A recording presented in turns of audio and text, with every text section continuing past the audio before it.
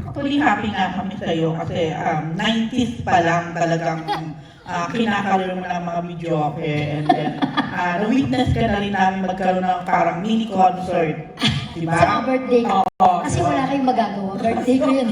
So after this ba, posibleng concert na talaga naman? Grabe. Ay, alam mo, pero talagang may dream ako na ganyan na. Sinausap ko pa nga si Direk Louie Ignacio eh. Ito seryoso to, yung concert. Kasi may makikita ko nagko-concert, sino ba?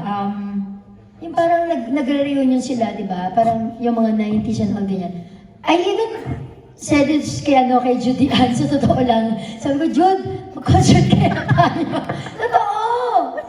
Parang kasi, di ba gusto kong kumakanta sa band, ganyan. Tapos ini-imagine ko na yung opening opening song, yung background song ng Mara Clara dati, ganyan. Mara Clara the concert.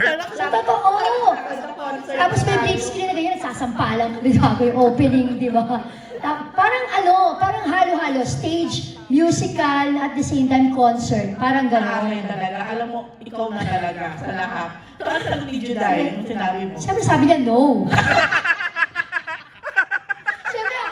Siyempre ako lang yung gustong-gusto. Tawa naman ta. Knowing Juday, di ba? Ayaw yung ganun-ganun. Siyempre ako lang yung game, di ba? No. Tapos siyempre, pero si Direk Louie Ignacio, meron na siyang mga balak, ha? O anong gagawin sa opening?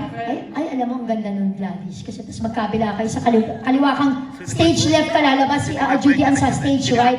Mag-meet kayo sa, di ba? Tapos habang Mara!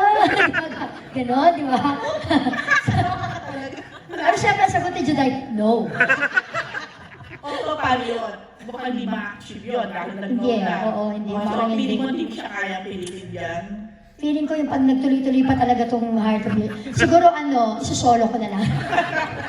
Solo concert. Unahin ko na muna sa Music Museum. Hindi, alam mo, imbitahan mo siya o sabihin mo sa kanya magpa-black screening nito. Magpa-black screening mo. Pag nakita naman Jude, if you're watching, total nag-no ka sa concert natin. So magpa-black screening ka naman ito, ha? Siyempre, pati ang mga Judinians, di ba, ay ma-invite nating manood.